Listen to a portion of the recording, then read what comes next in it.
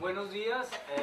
En nombre de como el asesor internacional de derechos humanos de la Oficina del Alto Comisionado, quiero darle la bienvenida al señor Juan Larroux, que nos ha facilitado sobre todo este espacio para dialogar, comunicar. Esa es la idea y esa es la finalidad de esta reunión, que a través de las instalaciones que nos ofrece Naciones Unidas, el PNUD concretamente, podamos iniciar estos puentes, como puente, la comunicación, el diálogo, sobre todo el que podamos compartir un poco vuestras inquietudes y sobre todo que el señor Fran Larroux pueda conversar.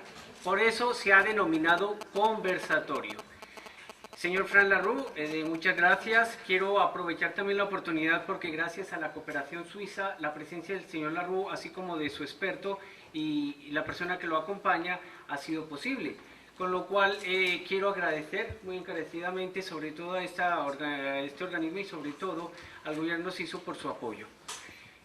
Para no perder más tiempo, ya le quiero dar la palabra al señor Fran Larroux. Bienvenido, de verdad, muchas gracias.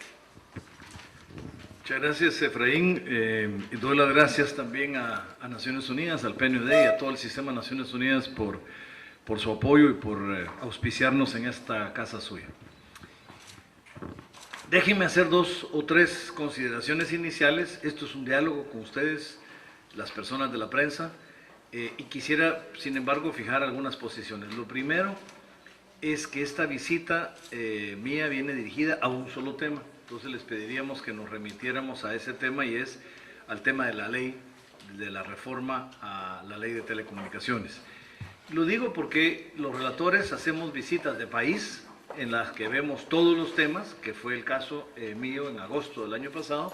Tienen un informe que yo dejé en la conferencia de prensa, pero los animo, ya el informe final de esa visita la presento en junio, en la forma oral, en junio de este año, pero ya está subido a la página web del Alto Comisionado de Naciones Unidas, que es un portal web de Naciones Unidas donde están todos los informes de todos los relatores. Y ahí se van poniendo todas las visitas. Entonces, el informe de la visita oficial a Honduras realizada en agosto del año pasado ya está en esa página web. La pueden ustedes localizar en el sistema, y si no, pueden pedirle aquí al sistema de Naciones Unidas que les ayude a imprimir una copia. Lo segundo es que las relatorías no solo hacemos análisis de país, sino podemos también dar apoyo técnico, asesoría técnica en materia de derechos humanos a ciertos procesos, a solicitud de los estados. Entonces, esta asesoría técnica implica que podemos analizar coyunturas, situaciones, momentos especiales, cómo podemos analizar legislación y propuestas legislativas, que es el propósito de esta mi visita a Honduras en este momento. No es primera vez, lo he hecho en múltiples países del mundo, lo he hecho en Hungría, en Filipinas, en Argentina, en otras partes, en Uruguay, un proceso interesante que Uruguay está llevando de diálogo sobre esta ley. Entonces, lo digo porque es parte de la práctica normal de la relatoría dar cooperación técnica, se llama, de parte de las y los relatores. En tercer lugar, quería aclarar que no he venido, yo sé, porque todo el mundo me lo ha dicho, y especialmente los colegas acá, que hubo muchas especulaciones anticipando cuál era mi posición. Y entonces yo empecé todas mis reuniones, tanto con la prensa, con el Congreso, con el presidente de la República, con los medios de comunicación que me he reunido, diciéndoles, yo no venía con la noción preconcebida ni de endosar la ley, ni de rechazar la ley, ni lo uno ni lo otro, sino venía como técnico a dar mi principal colaboración a un país que lo ha solicitado, y lo hago con muchísimo gusto porque es parte de mis funciones y de mi mandato. En tercer lugar, creo que les van a repartir, tenemos una hojita, acá una contribución que nos han dado, que es el resumen de 3 recomendaciones que tienen que ver con materia de telecomunicaciones. Por un lado están las recomendaciones que hiciera yo como relator en mi visita en agosto, que como digo son parte de otras recomendaciones en otros temas también, otras recomendaciones más que están ya en el informe que ustedes pueden observar. Además está las recomendaciones de la Comisión de la Verdad, que también tienen que ver con el tema de medios de comunicación y telecomunicaciones, y están las recomendaciones que emanan del examen periódico universal, del EPU, que se realiza a todos los países del mundo por otros países. Es interesante, es un mecanismo del Consejo de Derechos Humanos de Naciones Unidas en los que los mismos países se hacen preguntas a sí mismos, un diálogo para evaluar su situación de derechos humanos y hacen recomendaciones. Lo digo porque, digamos, obviamente los relatores somos independientes y podemos hacer cualquier recomendación desde el punto de vista técnico de nuestro mandato. Hay diferentes relatorías con diferentes mandatos a los que se remiten. Pero da mucho gusto ver que además yo no conocía las recomendaciones de la Comisión de la Verdad en el momento que vine, ni las del EPU, y sin embargo da mucho gusto ver que hay coincidencia en nuestros planteamientos, y esta coincidencia se deriva de que estamos analizando una realidad común, es decir, la realidad de Honduras. ¿Cuál es, a grosso modo, la conclusión a la que yo he llegado? Muy a grosso modo, y como digo, esto es un diálogo, es un coloquio con ustedes, después podemos preguntar. Sí les pediría que nos limitemos a 1 hora de trabajo, porque tengo otras reuniones con otros sectores de sociedad civil después, pero si quería, esta para mí era tal vez la reunión más importante con ustedes, las y los periodistas, porque son ustedes quienes trasladan este sentir al pueblo hondureño. Lo primero que yo quería mencionar es que en esto hay realmente 2 temas distintos que se estaban tratando en una misma ley. Un tema era el tema de la modernización y actualización de la legislación relativa al manejo de las frecuencias, que es importante en todos los países del mundo, y el otro tema es el tema del contenido de las telecomunicaciones. Mi primera recomendación al presidente de la República, al Congreso, a los medios de comunicación y a todos los sectores con los que me he reunido, es que los 2 temas son importantes, pero es importante separarlos. Un tema no va relacionado necesariamente con el otro. El tema de contenido es tal vez el más complicado, porque si bien es cierto, la libertad de expresión tiene limitaciones que están establecidas en el artículo 19 del Pacto de Derechos Civiles y Políticos, que es el que regula mi mandato, además del artículo 13 de la Convención Americana de Derechos Humanos, también es un instrumento importante, igual al 19 del Pacto. Ahí se establece que hay limitaciones a la libertad de expresión, en general, pero esas limitaciones también se pueden aplicar a los medios de comunicación social. Y establece una regla de 3 que es muy fácil. Si ustedes ven las limitaciones, dice que las limitaciones deben ser siempre para proteger los derechos humanos de otros. O sea, la libertad de expresión, la norma, y esto lo digo en el mundo entero, la norma general que prevalece es la apertura, es la amplitud, es la libertad con la que uno se expresa. Las limitaciones son la excepción a la norma, y no deben generalizarse demasiado, porque es ahí donde entramos en censura. Y esas limitaciones que establece el artículo 19 las divide en 3. La primera dice para proteger el honor y la reputación de personas. Esto es el tema, básicamente, en nuestros países, es el tema de la difamación, calumnia o injuria, que para mí es una limitación legítima, pero no debe ser una limitación penal, sino debe ser una limitación civil. Debería de haber una acción judicial civil para poder recuperar, digamos, el honor, para corregir una mala afirmación. Segundo, la segunda limitación que pone, dice, es para proteger la seguridad nacional, el orden público, la moral pública y la salud pública. Está en el artículo 19 del pacto. Y esto es muy obvio. Proteger la seguridad nacional es una obligación del Estado, proteger el orden público, proteger la moral y la salud pública también. Tal vez el tema más extraño, no me voy a meter a desarrollarlo mucho hoy, pero es el de la salud pública. Mucha gente me pregunta ¿por qué la salud? Porque una desinformación en materia epidemiológica, por ejemplo, en materia de contagio o en materia de medicamentos mal planteados, mal anunciados, puede traer consecuencias graves para innumerable población. Entonces, esto es parte de la protección de los derechos de otros en esa materia. Y la tercera limitación la establece el artículo 20 del pacto, que es que no debe haber apología de la guerra, o sea, nadie puede defender que la guerra y las acciones violentas es buena, porque no lo son. Y en particular dice, no se permite, el Estado debe prohibir, dice exactamente, no dice penalizar, pero debe prohibir el discurso que conocemos como discurso del odio, que dice es la incitación al odio, la hostilidad y la violencia por razones de nacionalidad, entiéndase identidad étnico o nacional, raza o religión. Esto, por supuesto, muy derivado de lo que habían sido las consecuencias de la Segunda Guerra Mundial, cuando se escribió la Declaración Universal de Derechos Humanos, que después inspiró también el Pacto de Derechos Civiles y Políticos. Entonces, lo digo, ¿por qué digo esto? Y alguien me va a decir qué tiene que ver esto con la ley. Lo digo porque sí reitero que hay limitaciones legítimas a la libertad de expresión, algunas de las cuales surgen de derechos humanos, como por ejemplo el protocolo facultativo de la Convención de Derechos del Niño, que prohíbe, y es así para mí debe penalizarse, la pornografía infantil.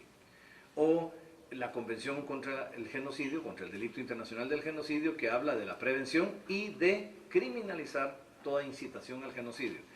Hay lo mismo de resoluciones del Consejo de Seguridad sobre incitación al crimen organizado, al terrorismo, etc. O sea, el punto que quiero dejar claro es de que discutir contenidos se puede hacer. Nunca se debe hacer en función de diferencias de opinión. Nunca puede ser de que yo quiero imponer mi ideología, mi opinión a otros. Eso no. Y se puede hacer solo en forma excepcional y se puede hacer solo para proteger derechos humanos de otros. Y la norma de 3, y con esto termino en esto, la norma de 3, que se deriva del mismo artículo 19, el examen de 3 es que deben estar establecidos en ley previa, sin ambigüedades y con claridad, tiene que ser previa, y normalmente, idealmente aplicada por el sistema de justicia, no por decisiones administrativas. Segundo, que debe ser una limitación necesaria para proteger un derecho humano ajeno.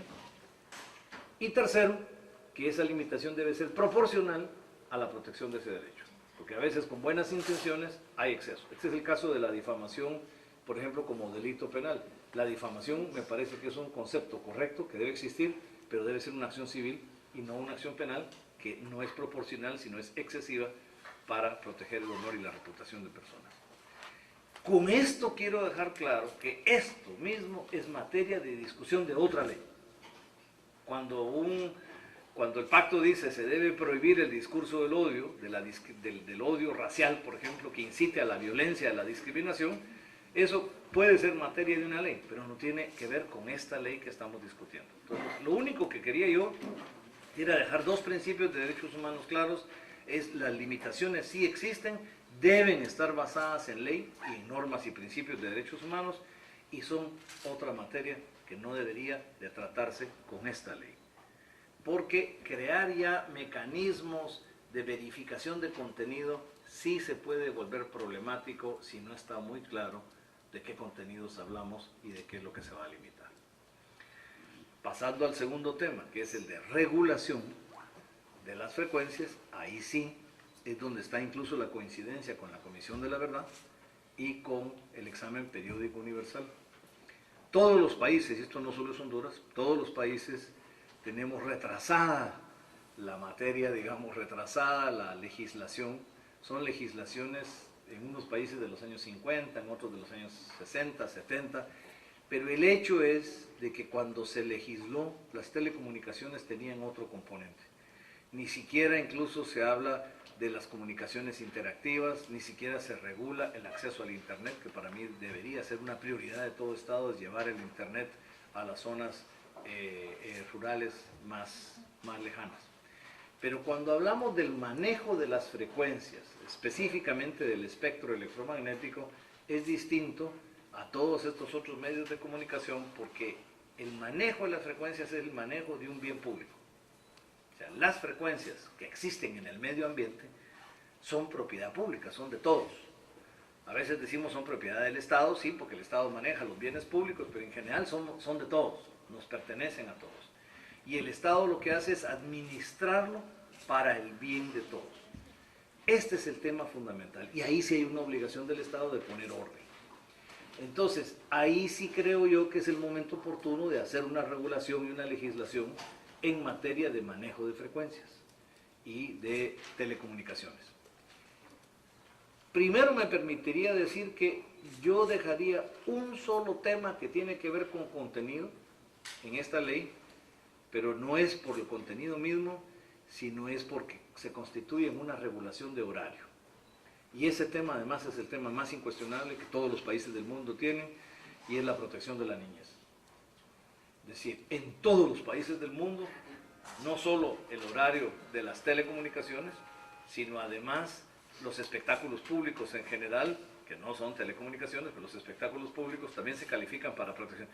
Uno va al cine para ver una película que dice no apta para menores de 14 años, no apta para menores de 16 años y no apta para menores de 18 años. Y hay una gradación según el contenido de la película, derivado de varios elementos, pero principalmente del elemento de violencia visible y gráfica, hasta el elemento de actos sexuales y pornografía visible y gráfica, digamos, que son los dos elementos que cuesta comprender a la niñez. No estamos hablando de censura porque para adultos esto se puede presentar.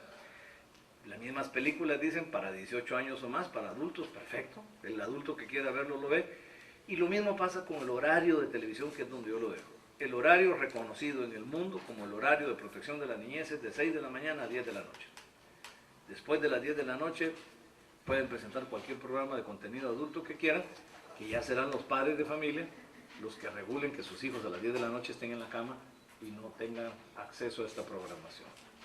Este es un tema sí de contenido, si se quiere, porque es de contenido. ¿Qué contenido es el grave para la niñez? Ahorita vamos a hablar de eso. Pero es básicamente un tema también de regulación de horarios en las telecomunicaciones. Por eso es que yo lo dejaría en esta ley. Ahora, a mí me parece que este es un tema incuestionable. No me he encontrado ningún país del mundo donde alguien cuestione este criterio. De hecho, ayer conversábamos, hay una delegada de la Comisión Federal de Comunicaciones de Estados Unidos, del FCC, y le preguntábamos y me decía que Estados Unidos, que es el país más liberal en el sentido de telecomunicaciones, tiene las normas más estrictas en cuanto a protección de la niñez y el horario. Exactamente igual que el resto del mundo, de 6 a 10. Entonces, todos los países del mundo reconocen este tema.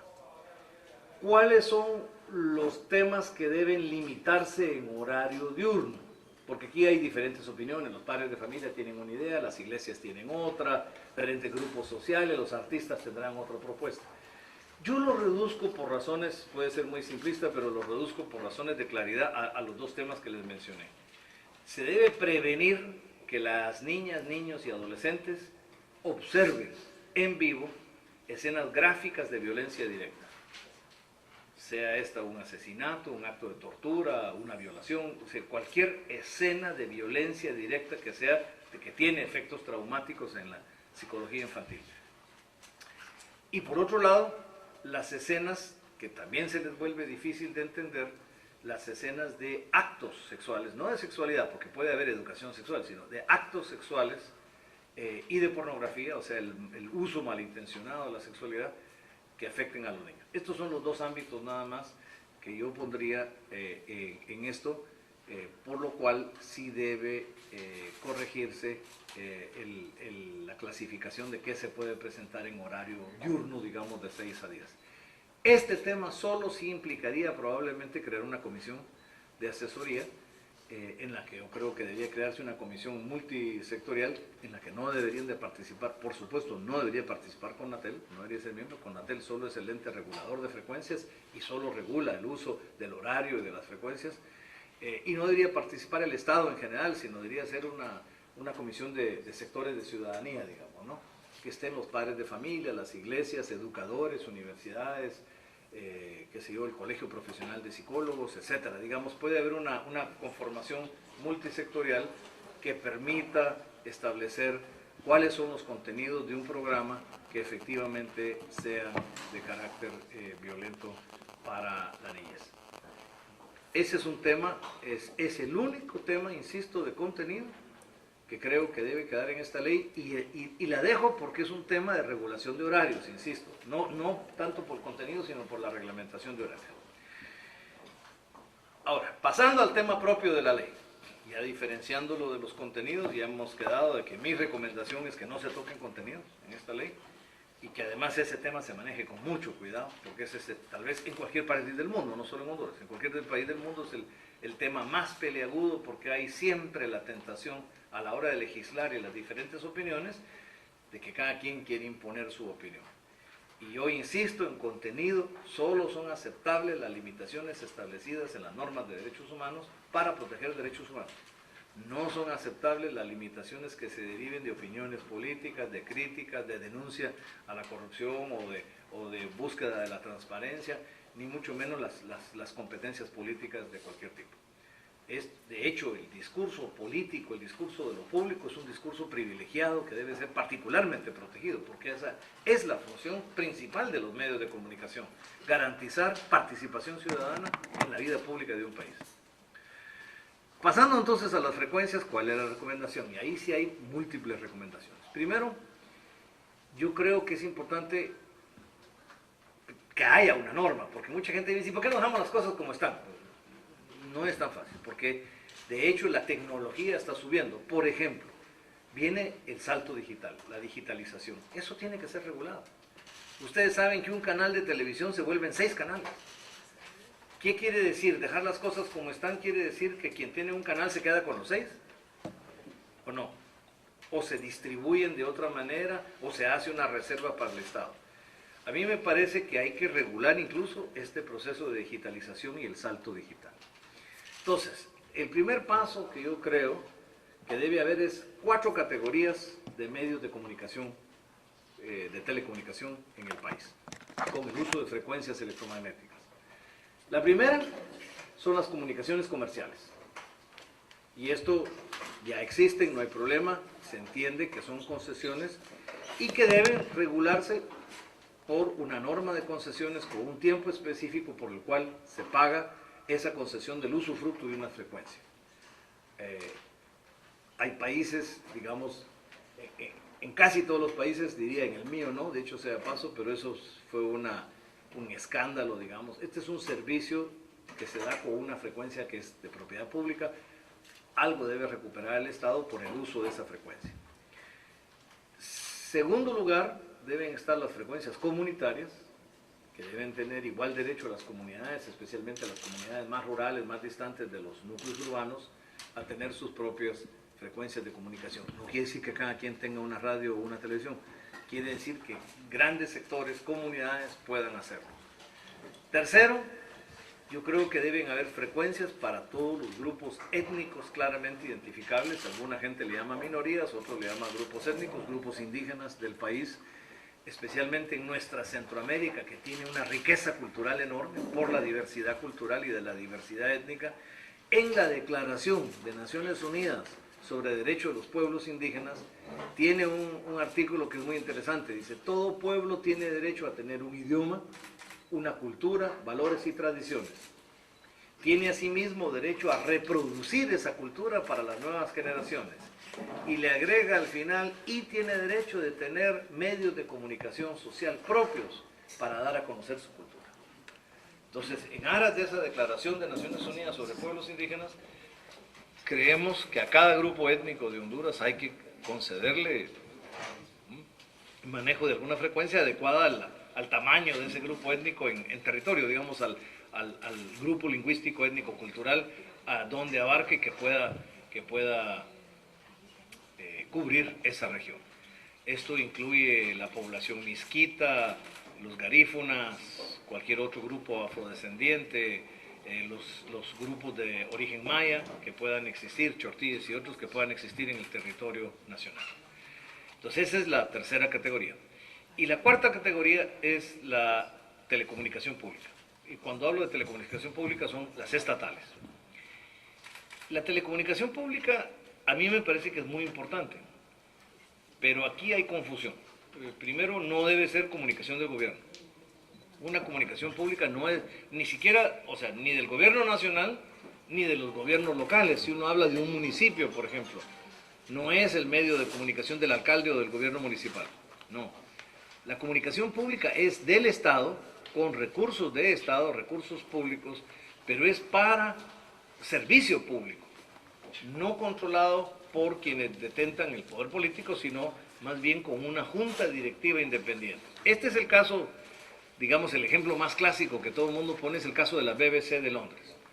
La BBC quiere decir en inglés British Broadcasting Corporation. Broadcasting Corporation es la corporación de telecomunicaciones, de broadcasting, es una corporación independiente del gobierno, que es la que dirige el monstruo que es la BBC, que es uno de los medios más prestigiosos y reconocidos del mundo.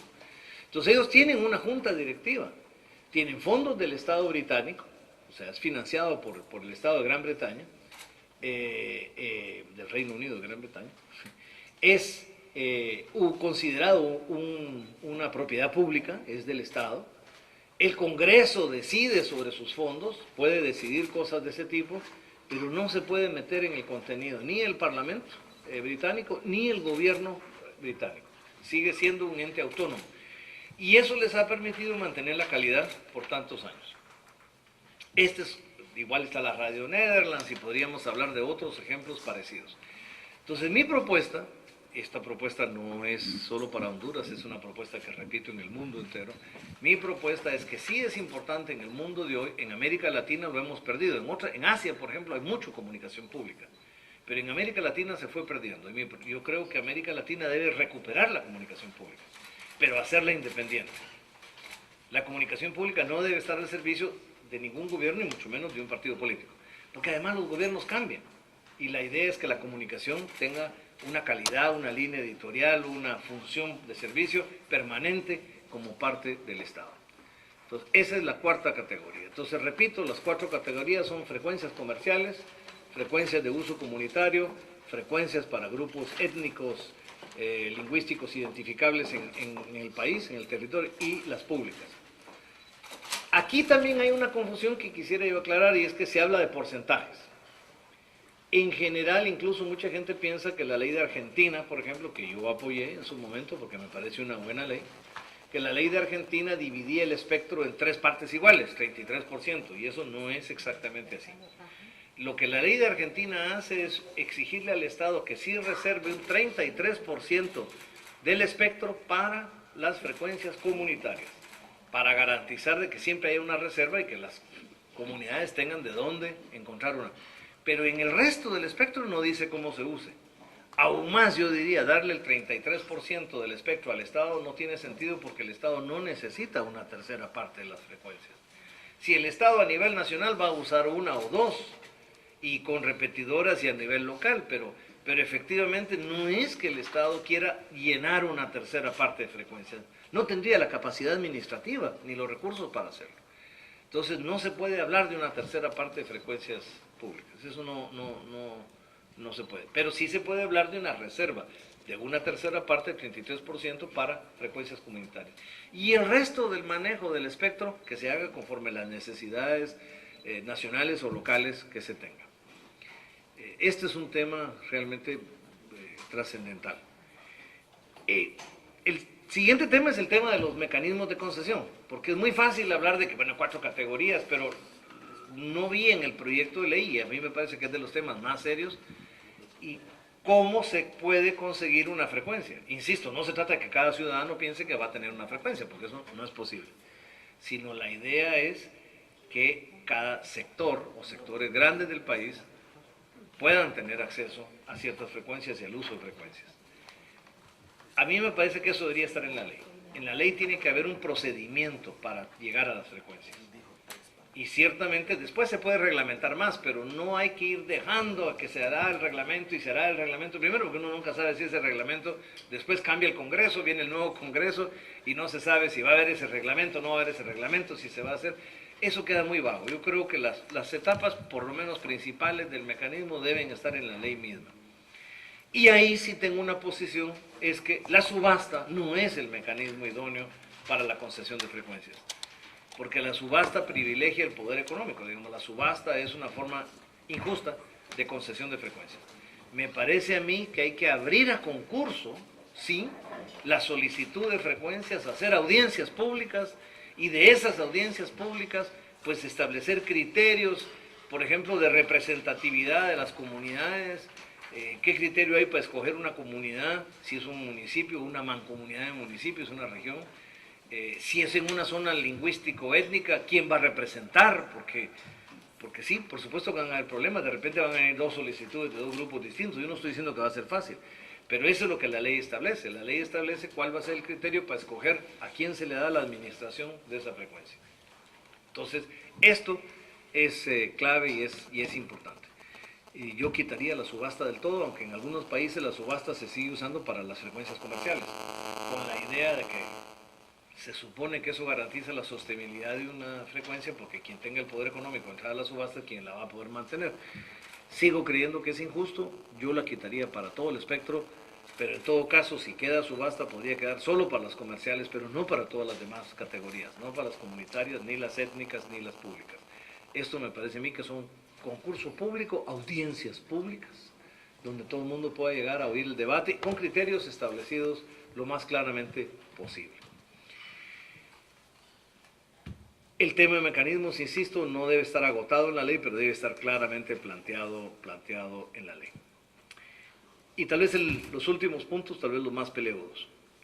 Las frecuencias, como son un bien del Estado, no son un regalo del Estado ni una concesión vitalicia del Estado, ni son dadas ad eternum, digamos, sino al igual que toda concesión, que una concesión minera, por ejemplo, de recursos naturales del subsuelo, las frecuencias de radio como concesión del Estado deben tener un tiempo límite. Cada país establece el suyo. Normalmente son de 15 años. Hay países que lo hacen menos para poder renovar.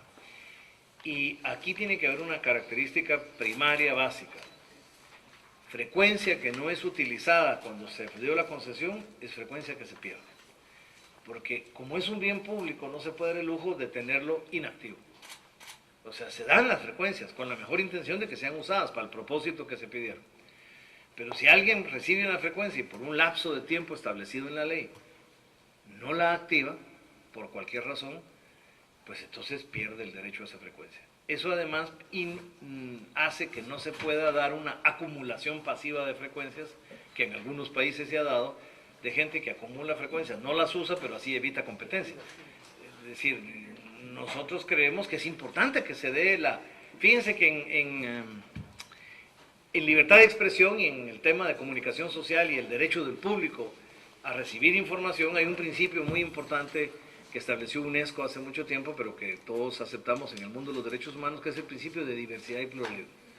Una sociedad, para ejercer su libertad de pensamiento, su libertad de opinión y su derecho a la participación ciudadana, debe tener acceso a mucha información, con diversidad de medios y pluralismo de ideas. Este es el principio. Si toda la información que la recibo yo es encajonada en una sola línea, eso a mí no me está ayudando a sacar conclusiones, a participar como ciudadano. Entonces la idea es de que la información fluya, incluso que haya debate. Yo hallo, y esto sí es un llamado que hago al lindo pueblo de Honduras, yo hallo que Honduras desde el golpe de Estado es una sociedad terriblemente fraccionada, en extremos, unos blancos negros, con pocos matices intermedios y a veces pocos espacios de diálogo. Este es un tema que Honduras tiene que resolver, tiene que haber un proceso. No todos pensamos igual, y eso es la democracia. En una democracia todo tema debe estar abierto a debate, todo tema debe estar abierto a discusión, todas las posiciones deben ser escuchadas con respeto. Y yo creo que esto es importante. Y esto implica que todo el mundo tenga acceso a los medios de comunicación social. No quiere decir que todo el mundo tenga uno, porque no alcanzaría las frecuencias, pero sí quiere decir que haya esa diversidad de medios. Y por eso es que insistimos en medios comerciales, comunitarios, étnicos, porque así como pueden haber grandes cadenas nacionales que cumplen una función, o uno ve CNN en el mundo, ve otras cosas, claro, pero también es importante que una comunidad tenga el espacio para sus actividades locales, para recrear su cultura y sus tradiciones. Entonces esto nos lleva...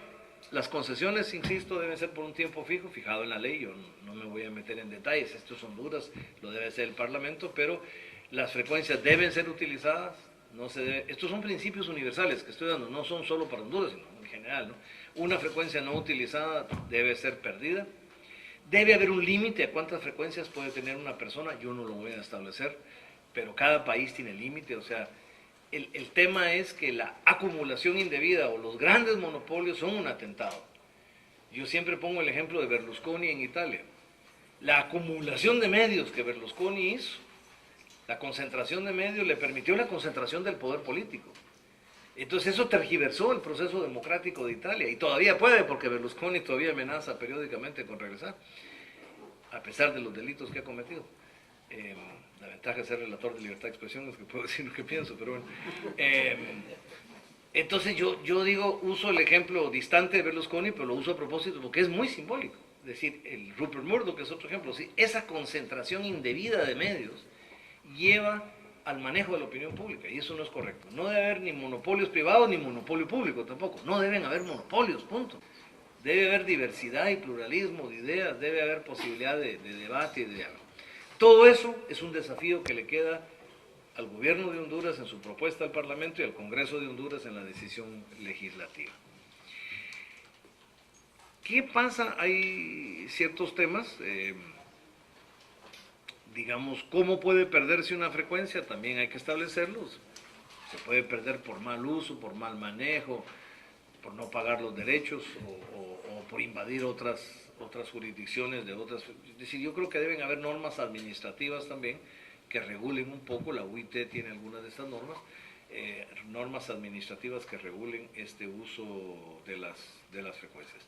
Pero es importante que cada cierto tiempo, creo que en Honduras son 15 años, cada cierto tiempo se renueve, porque eso implica que quien maneja una frecuencia se tome la molestia de darle vitalidad, de mantenerla viva y activa. Y tal vez el último tema, para dejar ahora las preguntas y el diálogo con ustedes, es el tema de los contenidos. En algunos países, y esto sí me parece importante, se habla de que tiene que haber cierto porcentaje de contenidos de elaboración local. ¿Y esto por qué? Porque uno como país quiere defender su cultura.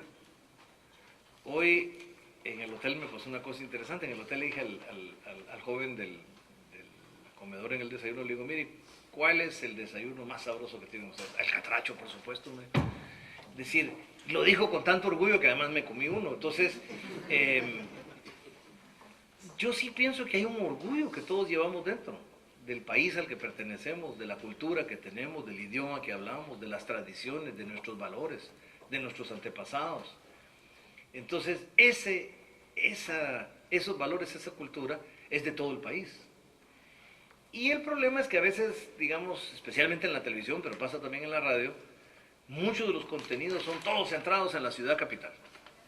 Lo que piensa la ciudad es lo que tiran los noticieros y después vienen las repetidoras. Entonces da la impresión de que la delincuencia de Tegucigalpa es la delincuencia que se da en todos lados. Y de repente a mí me dicen, mire, fíjese que nosotros allá en La Ceiba vivimos tranquilitos, ¿no? Pero la información que se ve en la prensa le da desasosiego a la población. O de repente se pierden ciertos eventos culturales importantes. Entonces yo sí creo que es bueno en la ley establecer, sin meterse al contenido, pero establecer el tiempo, la normatividad, de que por lo menos un 20%, digamos, una quinta parte, que no es mucho pedir, un 20% del contenido sea de producción local, la que quieran, digamos, ¿no? Y producción local quiere decir no solo de los medios, sino los medios pueden contratar a otra gente a hacer producción local. Esto además da trabajo a la gente en las localidades, le da trabajo en los departamentos, en las diferentes zonas del país. Es un bonito detalle para Honduras recuperar el valor de lo local. Es decir, yo creo que es importante. Entonces yo dejaría esta inquietud, eso no está en la ley, pero me gustaría ver algunos países. Argentina, por ejemplo, en su ley habla de contenidos nacionales versus internacionales. Porque, digamos, pues las telenovelas vienen o de México o de Colombia y ahora de Brasil. ¿No? De repente hacemos una telenovela hondureña, ¿no? Suficientes sufrimientos como para hacer una telenovela ahí, digamos, ¿no? Entonces, me parece a mí que hay que elaborar, digamos, hay que defender un poco. Por supuesto que eso es un salto, digamos, en el país, entonces no se puede decir que la totalidad, no, mentira. Además es bueno el intercambio mundial. A mí me encanta ver las películas chinas, por ejemplo, fantástico. Yo creo que no hay que digamos, demonizar lo extranjero solo por ser extranjero. No. Tiene que haber ese libre flujo de visiones y de comunicación. Pero siempre debemos de guardar un espacio para lo local. tanto lo local dentro del país como para la producción nacional dentro de todos los medios. Esto sí es un tema que yo dejo la inquietud para que también esté en la ley, porque a mí me parece que esto sería importante. Bueno, señores, esas son un poco mis reflexiones iniciales. Yo no he hecho, digamos, yo cuando vea la ley en su nueva versión, haré por escrito un comentario y se los haré llegar a todos. Pero estas son mis reacciones iniciales a los diálogos que he tenido, a las conversaciones y al proyecto de ley. Una cosa que les quiero adelantar, que ya me pasó, es que en todas las reuniones, todas las que tuve con todos los sectores, fue bien recibido la idea de separar los dos temas, que ese es tal vez el mensaje más importante. Esta ley debe ser solo sobre regulación de frecuencias para modernización del país, no se metan a lo de los contenidos en este momento. Y yo creo que esto ha sido pues, bien visto, me parece a mí. Entonces ahora quisiera escucharlos a ustedes, por favor. Iniciemos con la academia. ¿Qué tienen que decir? ¿Qué desean comentar? Por favor. Muy buenos días, mi nombre es Hugo Noé Pino, docente investigador de Unitec. Yo voy a hablar como una persona lógicamente no especialista en el tema, diría tanto desde el punto de vista de la academia como ciudadano. Me gustó mucho la presentación, la introducción que hizo Frank, porque realmente nos da un panorama bastante general y los temas que yo traía en mente, él los abordó. Creo que el tema de la distribución de las frecuencias es un tema central, es un tema muy importante desde el punto de vista no solamente de la participación comunitaria que es necesaria en el uso de las frecuencias, sino que es un tema dentro de la democratización, dentro del proceso de democratización del país. También me parece muy acertada las recomendaciones que ya se habían dado en alguna forma dentro del país de la separación de los dos temas para evitar realmente esa discusión en cierta forma general que se ha dado hasta este momento de la ley. Y para finalizar y dar la oportunidad de que otros colegas puedan también expresar sus puntos de vista, yo creo que es muy importante ubicar este intento de este proyecto de ley precisamente en el contexto de la situación del país. En el pasado hemos vivido algunos problemas que se expresan en esa falta de democratización del espectro radioeléctrico nacional y que esto puede contribuir a un proceso de más discusión, de más apertura y de búsqueda de consensos a nivel nacional. Sí, muchas gracias, señor Pérez Escobar, y bienvenido, señor Larroux, por estar en Honduras y por estar interesado en la libertad de expresión, libertad de opinión. Yo soy miembro de la Organización de Periodistas Independientes de Honduras, OPINA, mi nombre es Emi Padilla. He visto con agrado esa diferenciación y me llama la atención cuando dice usted que todas las personas con las que usted se ha reunido en las últimas horas coincidimos, porque yo también coincido, que se debe separar los dos temas. El tema de la parte técnica que tiene que ver con la distribución de las frecuencias y el otro con la libertad de expresión. Como grupo participamos en el debate de la nueva ley marco o las reformas a la ley marco del sector de las telecomunicaciones. En la reunión, en el ciclo de reuniones que se dio con el presidente de la República, se habló de reformar la ley de la libertad de expresión o la libre emisión del pensamiento. Creo que por aquí podría hacerse esas reformas cuando estamos hablando de regulación de contenidos, porque cuando hablamos de libertad de expresión, de libertad de opinión, hay muchas cosas subjetivas. Usted hablaba de algunos delitos, de difamación, de la calumnia, que no pueden llevarse en materia penal, sino que en materia civil, y eso es cuestión no propia de Honduras, sino que son reglas a nivel internacional que debe hacerse de esa forma, porque, le reitero, son cuestiones subjetivas. Es por eso que creo que se dio aquí el debate y la polémica en torno a ese tema.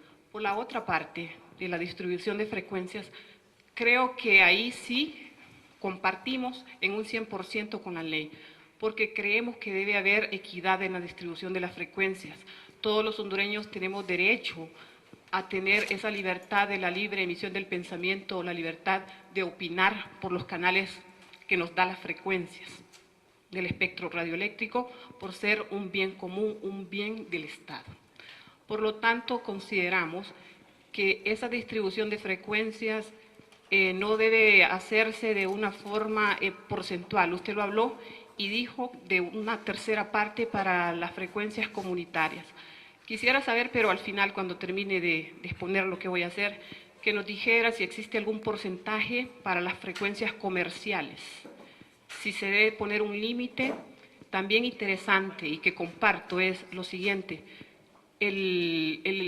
cuando se hizo la elaboración de las frecuencias en el borrador de la ley, se habla que es para el gobierno, no puede ser. Y algo que me llama la atención es, ¿qué pasaría en nuestro país si las frecuencias están en poder de las corporaciones municipales?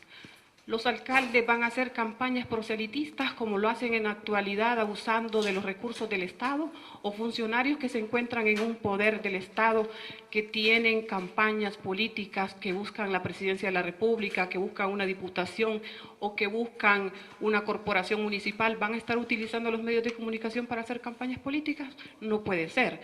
Entonces ahí sí creo que el Estado, o las frecuencias públicas más bien, deben ser reguladas de una forma que no se excedan y que se establezca cuáles deben ser los fines para los cuales se les ha otorgado, porque la finalidad pública debe ser para el interés colectivo, no particular, o utilizarse estos medios para hacer campañas políticas o hacer figurar a alguien en particular. El tema de los porcentajes. La recomendación que existe ya en algunas leyes es de que el 33% de frecuencias para radios comunitarias es un concepto de reserva, que se reserve el 33% del espectro. Si se utiliza, pues qué bueno, ¿no? Pero que por lo menos el Estado tenga garantizado que tiene ese 33%. En el resto del espectro, para mí, no deben haber porcentajes, para ninguna, ni para las comerciales, sino eso, la necesidad de cada país, la geografía, la topografía, porque también eso hay que ver, cuántas repetidoras, etcétera. Todo eso le va a dar a cada país la definición de cómo manejar su espectro. Entonces, el único que mencionamos es el de comunitarios, porque es bueno tener una reserva básica que de repente ni se llena, tampoco es un techo de reserva, no es ni siquiera que tenga que darse esa cantidad, pero que por lo menos estén disponibles. Y en general, en las demás, será la necesidad y las reglas que se establezcan para la distribución las que determinan. Fundamental es el 5% que establece de los ingresos brutos que obtengan los medios comerciales. El borrador dice que deberán ser aportados para sostener los medios comunitarios. ¿Qué valoraciones hace? Esto se da a nivel de otros países. Es prudente porque aquí en la empresa privada eso ha sembrado malestar. Yo creo que la solución con los medios comunitarios es que los medios comunitarios son no lucrativos, pero eso no quiere decir que no puedan dar servicios y cobrar por los servicios. Yo creo que en algunos países, yo conozco uno, el mío propio, donde se hizo una farsa, donde se dio la concesión de un canal de televisión a grupos indígenas, pero ni se les permitía cobrar, ni se les daba presupuesto del Estado. Eso es una ficción. Para mí las frecuencias comunitarias deben poder cobrar los servicios. No hay ganancias, o sea, no se reparten gananciales entre la gente, y esa es la gran diferencia. Pero sí pueden dar servicios para que puedan pagar incluso su modernización y su actualización. Algunos estados sí dan del fondo que se cobra, porque para mí que las frecuencias deben ser cobradas siempre en general, digamos, y del fondo que se cobra dan algún tipo de apoyo económico a las frecuencias comunitarias. Si hay un buen régimen de administración de las frecuencias, se les permite que cobren servicios, de repente no hace falta. Pero yo no veo, o sea, si el Estado quiere de algún fondo, puede ser de cualquier otro fondo. ¿Cobrar a las empresas privadas, a las comerciales, sí. Se debe Cobrar el 5% adicional? Yo no pongo el porcentaje, porque eso paga cada país. Yo lo que digo es de que se debe tener un costo por el uso de la frecuencia, porque se está usando un bien público para razones comerciales, pero cada país lo define de diferente manera. Con el permiso de ustedes voy a plantear dos preguntas y quizás no voy a ser tan breve, pero en lo primero quería conocer cuáles son las valoraciones generales, las líneas generales que ha hecho en su análisis respecto a este proyecto de ley. En segundo, sobre esta comisión reguladora de la programación, cuáles son sus criterios. Y la última, y discúlpeme, pero venimos llegando, la pregunta es en el aspecto de cómo va a quedar distribuida la frecuencia, si por favor lo recapitulamos. Muchas gracias y disculpen. No, mire, no vamos a poder recapitular con cada gente que venga. Lo que sí yo quisiera decir de la ley, mire, mis comentarios de hoy se derivan de la ley, o sea, por eso decía, yo no vine ni a endosar ni a rechazar la ley, sino a dar aportes técnicos. Entonces, lo que hice para empezar esta sesión fue dar mis aportes técnicos para la ley. Y dije, el más importante, separemos los ámbitos, eso está claro, y en cuanto a las frecuencias, separemos el tipo de frecuencia en 4, en comerciales, comunitarias, de grupos minoritarios étnicos y públicas, sin porcentaje, no establecí ningún porcentaje. Y ahí sí ya será el Congreso el que establezca el método de buscar el acceso a estas frecuencias, pero tiene para mí que estar en la ley un procedimiento claro, conciso, de carácter público, transparente, con audiencias públicas para el concurso de las frecuencias. ¿Alguien más, por favor? ¿Se identifica? ¿Y alguien más que levante la mano? Y usted. Y luego usted, tercero. Gracias.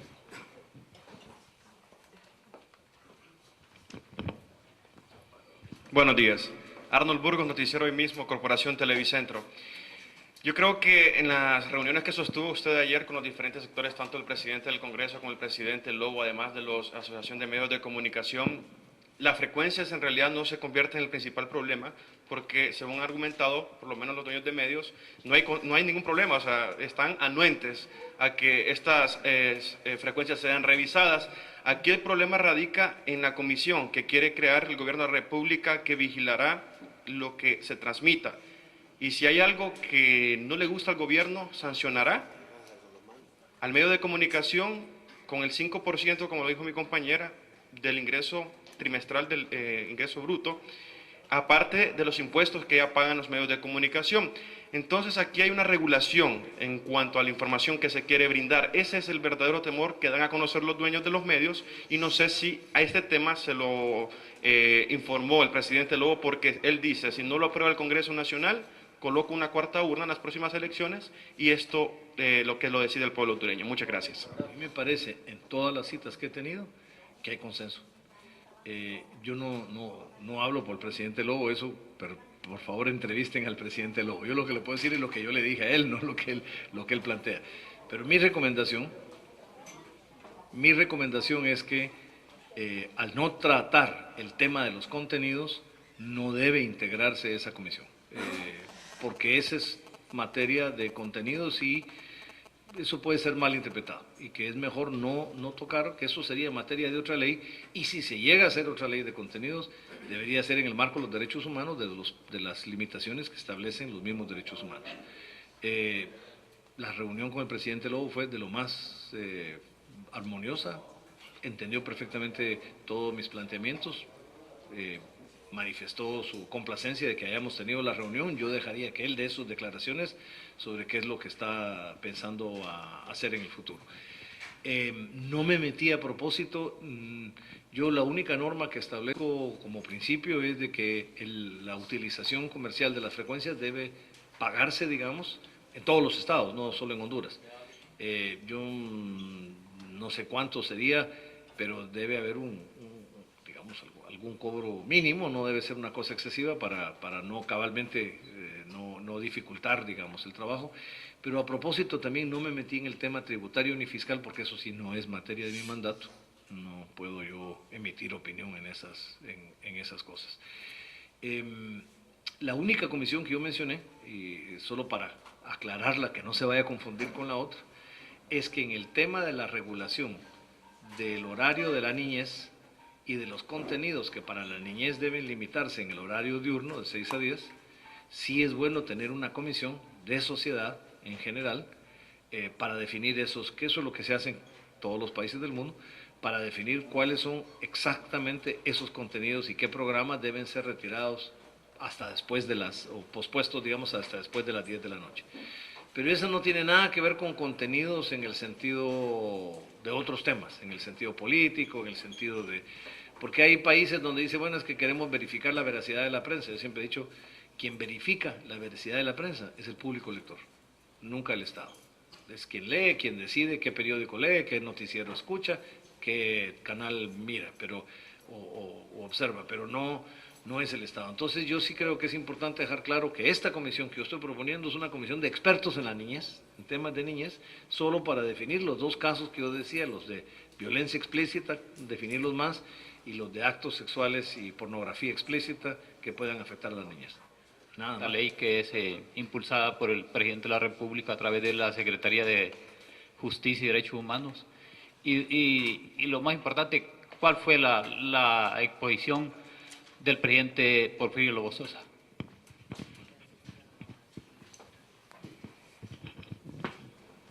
Mire, yo reitero que tienen que ir a entrevistar al presidente Porfirio Lobo y no entrevistarme a mí. Pero lo que sí le digo es que voy muy contento porque en un país tan polarizado como Honduras, me gustó ver que todas las reuniones que tuve con todos los sectores han sido armoniosas. Realmente la gente ha recibido, como el espíritu mío es un espíritu técnico y de compromiso con los derechos humanos, no tengo agenda propia que tenga que ver con Honduras, la gente lo entendió y la respuesta ha sido positiva.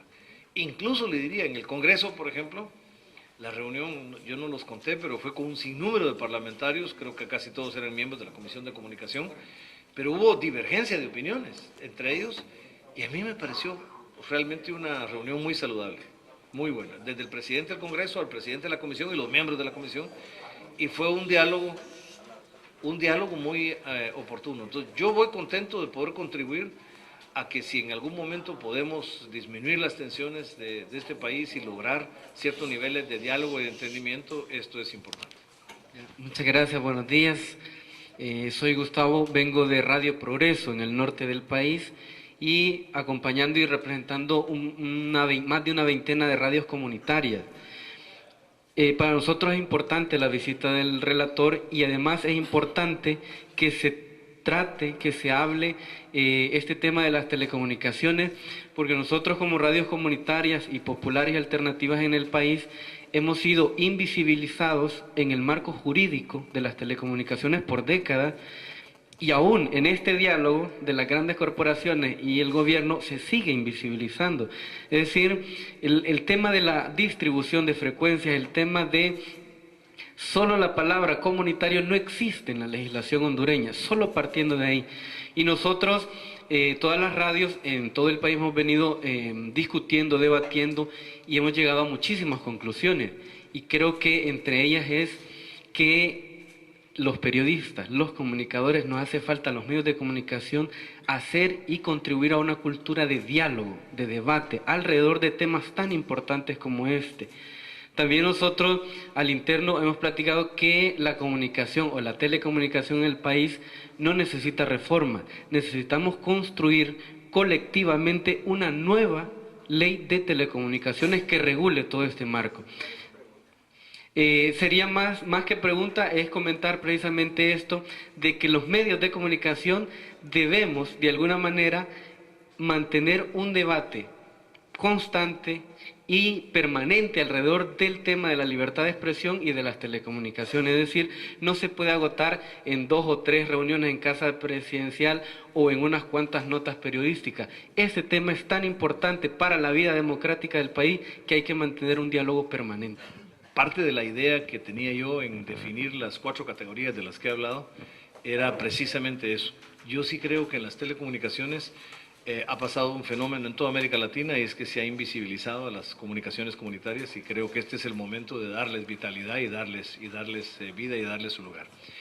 Y uno de los temas que he hecho yo, que es otro tema que estoy trabajando, no tiene que ver con la ley, pero me permito plantearlo, es el tema de protección de periodistas y nuevos desafíos éticos de la prensa. Para mí la prensa debe entender de que estamos en una coyuntura del mundo distinto, un mundo más confrontado, más violento, con terrorismo, con actos de todo tipo, y la cobertura de la violencia, o la cobertura de los eventos políticos, o la cobertura de la crisis económica y la pobreza que genera, implica del periodismo un nuevo desafío de profesionalismo y un nuevo desafío ético. Y yo sí creo profundamente en la autorregulación de la prensa y de los medios de comunicación, estableciéndose sus criterios. También creo que es importante, y aquí es donde viene el tema de las radios comunitarias, entender de que periodismo es la profesión más libre del mundo. En muchos países se condiciona a un título profesional o a una asociación profesional o a un registro con el gobierno.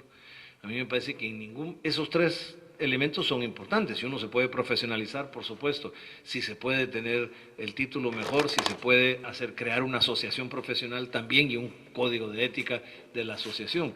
Y para algunos eventos públicos pues será bueno registrarse, pero en ningún país del mundo debe ser una condición.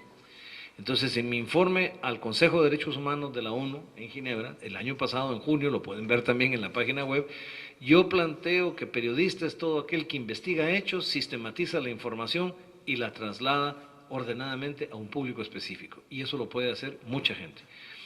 Y que todos los periodistas sean periodistas de los grandes medios internacionales, de las agencias de prensa, de la BBC, de Radio Francia o Radio Exterior de España o de cualquiera, tanto como alguien de Radio Progreso, en Progreso Honduras, merecen el mismo nivel de protección como periodistas por parte del Estado. Uno de los temas que estamos trabajando, incluso con Honduras, con México, Honduras, Brasil y Colombia, es el de mecanismos de protección de periodistas. Y me parece que fue muy valiosa la reflexión.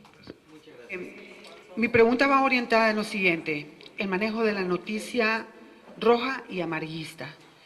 Hay incertidumbre en el pueblo porque esto está provocando que la economía pues esté en una caída estrepitosa todos los días, ¿verdad? ¿Qué sugieren ustedes en cuanto a esto? Porque esto le está haciendo un daño terrible. ¿Cuánto tiempo se le debe dar a la nota amarillista en los periódicos, a esa nota roja en la televisión? Esto es muy peligroso para la paz del país y también de la misma seguridad del periodismo. Pero yo siempre digo, este es el tema de contenidos. Yo no me metería a definir qué son los contenidos que la prensa debe tener. Lo que sí quiero decir es que ahí es donde entra exactamente lo que habíamos dicho antes. Hay un nuevo desafío de profesionalismo y de ética que le corresponde a la misma prensa autodefinirlo. No es el Estado quien debe definirlo, sino son los mismos periodistas y las periodistas y los medios. ¿Cómo se maneja? Les cuento una experiencia positiva en El Salvador, país vecino. Supongo que el acuerdo todavía sigue, pero no estoy seguro.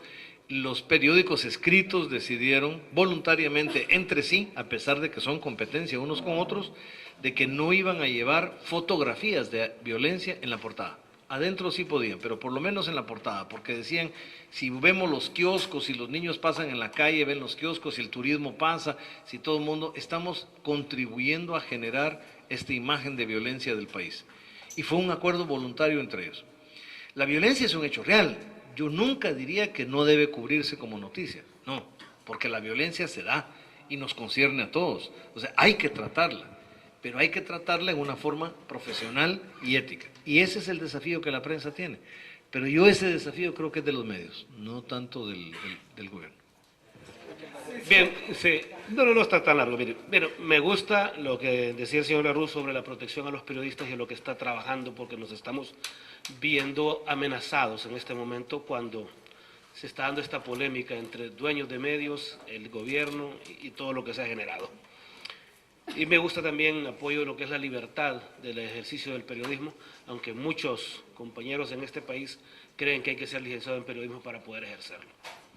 Ostento ese título, pero me parece que cualquier persona que se dedica lo puede hacer en base a lo que es la libertad de expresión.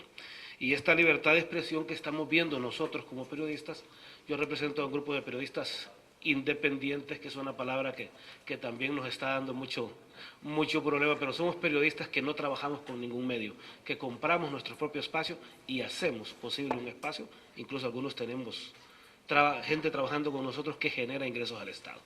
Pues hoy nos vemos amenazados porque en este pleito el gobierno le ha quitado la publicidad a los medios que monopólicamente la han tenido durante mucho tiempo y se la está dando a otros nuevos medios que lo están acompañando en esta lucha. Y a los periodistas que nos denominamos independientes nos están dejando por fuera, condenándonos a dos cosas: a no ejercer la libertad de expresión, a no poder informar al pueblo, a no ejercer la libertad de información, pero también condenándonos a quitarnos el derecho constitucional, que es el derecho al trabajo. Por eso nosotros hemos querido presentárselo al relator, le hemos entregado ayer tarde en Casa de Gobierno una carta en donde le hacemos conocer esto y nos gustaría, en base a sus experiencias, que nos diera un comentario sobre esto, porque nos están quitando la oportunidad de trabajar y nos están quitando la oportunidad de disfrutar, si se puede, el término de la publicidad estatal, que se ha hablado de que se va a democratizar y que se va a hacer abierta para todos los medios. Mire, no me voy a referir a cómo la utilización de los medios y cómo trasladar, porque eso, pero el tema de la pauta oficial, de la publicidad oficial, y debo confesarles que además de abogado soy periodista y soy miembro de la Asociación de Periodistas de Guatemala, de mi país, y tengo una columna, entonces sé lo que es eso, sé lo que es, no vivo de mi columna, debo confesar, pero sé lo que es ser periodista y lo difícil que es buscar un espacio. Debo confesarle, y esto sí es una filtración de información, pero fue el presidente mismo que me sacó el tema ayer. Yo estaba remitiéndome solo y me dijo, mire, yo sé que es una preocupación lo de la pauta oficial, lo de la publicidad oficial, y estamos nosotros ya por aprobar un reglamento para hacerlo en la forma más equitativa, y efectivamente tienen que haber normas claras. El manejo especialmente la relatora de la Comisión Interamericana de Derechos Humanos, Catalina Botero, ha trabajado, y el sistema interamericano mucho, este tema, en que el manejo desigual, sin reglas claras, no quiere decir que a todo el mundo se le dé lo mismo, depende del tamaño del medio, la cobertura, al público, pero que hayan reglas claras. El manejo injustificado, digamos, sin reglas claras de la publicidad oficial, es considerado una forma de censura. Y la censura es considerada censura indirecta, porque es una forma de presionar económicamente los medios más críticos o de apoyar a los más afines. Esto lo he reiterado yo también en mis afirmaciones. No es producto de esta ley, por eso no me he referido a ello, pero sí es una preocupación, y efectivamente el mismo presidente lo mencionó ayer y me dijo que están por emitir un reglamento que establezca criterios claros de cómo se aplica esta norma para la publicidad oficial. Y en cuanto al periodismo, sí me alegra mucho ver que el periodismo es un criterio amplio. Yo sí creo en la profesionalización del periodista, sí creo que el periodista debe estudiar, pero nunca debe ser una condición del Estado, que es una cosa distinta. Debe tratar de profesionalizarse, debe tratar de formarse, debe tratar de formar asociaciones y código ético, y es importante. Y aquí por eso les contaba que para mí fue muy importante, soy miembro de la Asociación de Locutores de mi país también y de la Asociación de Prensa. Y un secreto de Estado que no les iba a contar, pero ya que soy, ya que soy indiscreto, yo acabo de descubrir a través de un primo mío, historiador, que además soy tataranieto del general Cabañas. Así es que de Honduras sí. Eso sí lo pueden publicar porque es público. Rommel Gómez de Radio Progreso, en la zona norte de Honduras también. Comparto mucho una frase que usted dijo hace un momento, que la concentración indebida de medios lleva al manejo de opinión pública. Cuando se propusieron estas reformas a la ley de telecomunicaciones, rápidamente en los grandes medios de comunicación fue calificada como ley mordaza. La pregunta es, usted que ha leído y ha conocido el contenido de estas reformas, ¿puede decir que es una ley mordaza o no? Y la otra pregunta es en relación a quien tiene una concesión. ¿Qué opinión tiene usted si debe heredar o transferir esta concesión? Si puede tener estas atribuciones. Buen día, señor de la Rúa. Después de un golpe de Estado aquí en el país, hubo una gran persecución y algunos medios se quedaron callados. Ahora, ha seguido la persecución todavía y no ha habido un castigo. ¿Qué se puede hacer? Muchas gracias, Carlos Enamorado. Soy miembro de la comisión que estuvimos redactando parte de la ley y nos agrada su visita, ¿verdad? Y sus observaciones sobre la misma. Y queremos decirle de que los medios comunitarios en el país están naciendo cada día.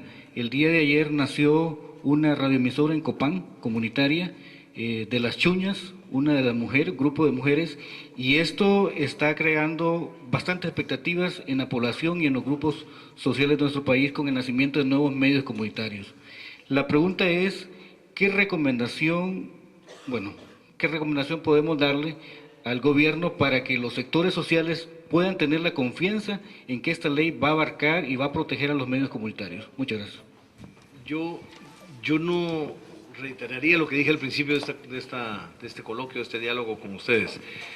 Y es que yo no he venido a pronunciarme sobre la ley así en su conjunto. ni a rechazarla ni a endosarla, sino más bien a dar criterios técnicos individualizados. Y prefiero remitirme a eso, creo que es mi mejor contribución. Entonces yo prefiero no calificar la calificación de la ley, digamos, sino hoy les he dicho lo que he hablado con todos los sectores y me cabe la satisfacción de que creo que ha sido bien recibido. En función de heredar las frecuencias, que era una pregunta muy concreta, sí, uno de los consejos que también emití es que me parece que como las frecuencias no son propiedad, o sea, uno hereda una propiedad, algo que es de uno, pero como las frecuencias son propiedad del Estado, digamos, son propiedad pública, no son heredables.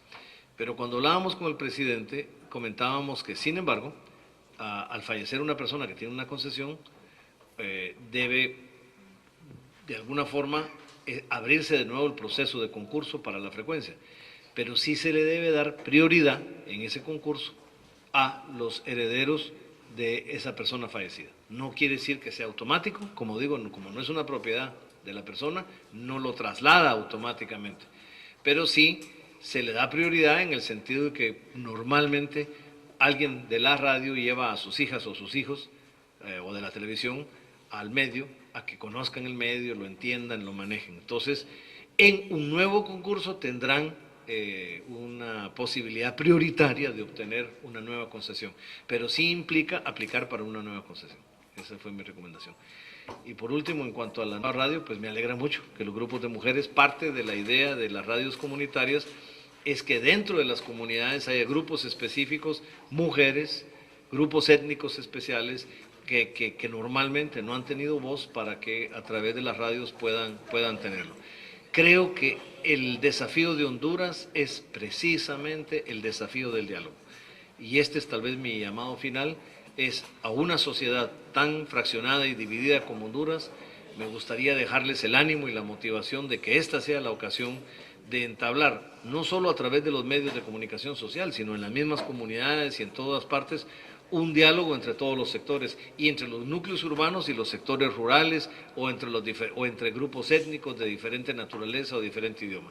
Hoy es el desafío histórico de Honduras, o cambian el rumbo hacia un proceso de reconciliación nacional y de diálogo, o Honduras se puede hundir en este mismo fraccionamiento que ha vivido. Muchísimas gracias a todos por haber venido. Deseo agradecer al señor Larroux por su presencia, por sus recomendaciones y sobre todo por atender no solamente la prensa, sino al pueblo hondureño. De verdad, señor Larroux, gracias por su presencia. A todos ustedes, muchas gracias. Hasta luego.